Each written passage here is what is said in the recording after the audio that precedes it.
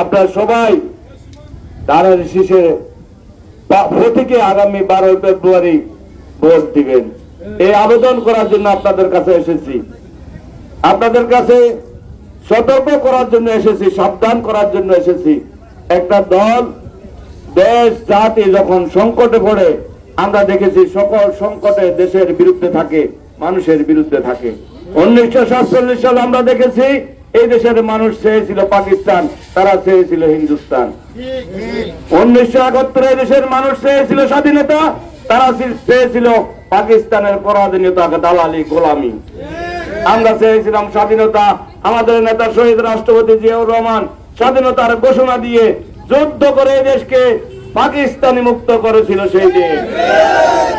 আজকে আমরা বাংলাদেশ পেয়েছি, তারা সেই দিন বাংলাদেশ চায় নাই। তারা যখন যা চায় 84 বছর বয়সে কখনো কোনো কিছু তারা পায় নাই। তারা হিন্দুস্তান চেয়েছে, হিন্দুস্তান পায় নাই। তারা পাকিস্তান চেয়েছে, পাকিস্তান পায় নাই। তারা দেখেছেন আপনার এরশাদের ক্ষমতাকে দীর্ঘায়িত করার জন্য এরশাদের অধীনে নির্বাচন করেছে, এরশাদকে ক্ষমতা রাখার জন্য, এরশাদকে রাখতে পারে নাই।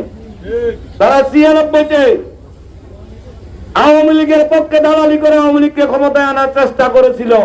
আওয়ামী লীগকে ক্ষমতায় এনেছে, কিন্তু আওয়ামী লীগকে ক্ষমতায় রাখতে পারে নাই। আওয়ামী লীগকে ক্ষমতায় এনে তারা এই অপরাধের কারণে 1971 সালে আমাদের লক্ষ লক্ষ যুবক, বাংলাদেশের যুব সন্তান সেদিন শহীদ হয়েছে তাদের গুলির আঘাতে। হাজার হাজার মা বোনের ইজ্জত নষ্ট হয়েছে, তারা গনিমতের মাল বলে হাজার হাজার বাড়িঘর জ্বালিয়ে দিয়েছে সেই দিন। টানা তৃতীয়বার অর্জন করেছে দেশের সেরা সুপার ব্র্যান্ড স্বীকৃতি বসুন্ধরা টিস্যু। এই তাদের ইতিহাস। তারা আবার বলে তাদেরকে একবার দেখার জন্য।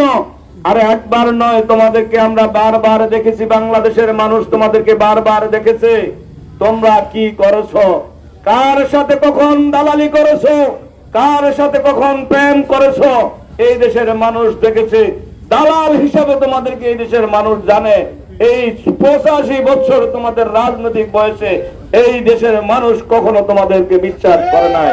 আগামী 12 তারিখের নির্বাচনেও এই দেশের মানুষ তোমাদেরকে বিশ্বাস করবে না।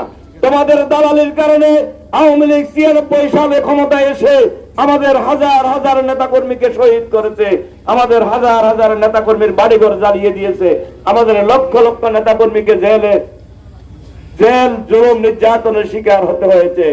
আমাদের নেত্রী তোমাদের আওয়ামী লীগের সাথে প্রীতির কারণে জেল জুলুম নির্যাতনের শিকার হয়ে মৃত্যুবরণ করেছে। আমরা তোমাদেরকে আর দেখার দরকার নেই, আমরা দেখেছি বারবার তোমাদেরকে। আর কি দেখা লাগবে? দেখা লাগবে না। এইবার এসেছে কি নিয়ে? 1971 সালে ইসলামের নাম দিয়ে, মুসলমানের নাম দিয়ে লক্ষ লক্ষ মানুষকে হত্যা করতে, মা বোনের ইজ্জত নষ্ট করতে আমরা দেখেছি। এইবার ইসলামের নাম দিয়ে, ইসলামের দোহাই দিয়ে এসেছে ভোট ডাকাতি করতে, মানুষের ঈমান নষ্ট করতে, ঈমান আকীদা নষ্ট করতে এসেছে। কেমনে ঈমান আকীদা নষ্ট করার জন্য এসেছে? আমাদের বক্তব্য নয়, আপনাদের ওদের বক্তব্য আপনাদের কাছে আমি বলে গেলাম। শুধু ওরা বলেছে ভোটের জন্য, শুধু প্রতারণার জন্য শুধু বলেছে কি রোজা পূজা এক। এরা ধর্মের সাথে প্রতারণা শুরু করেছে মানুষের ঈমান আকীদা আমল নিয়ে। আপনারা কি বিশ্বাস করেন রোজা পূজা এক? হিন্দু ভাইরা বিশ্বাস করেন রোজা পূজা এক? হিন্দু ভাইরাও বিশ্বাস করে না। ওনারা ওনাদের পূজাকে সম্মান করে, আমরা আমাদের রোজাকে ইজ্জত করি, আমরা আমাদের রোজাকে বিশ্বাস করি। এটা আমাদের উপর আল্লাহ প্রদত্ত ফরজ। রোজা পূজা কখনো এক হতে পারে না। পারে?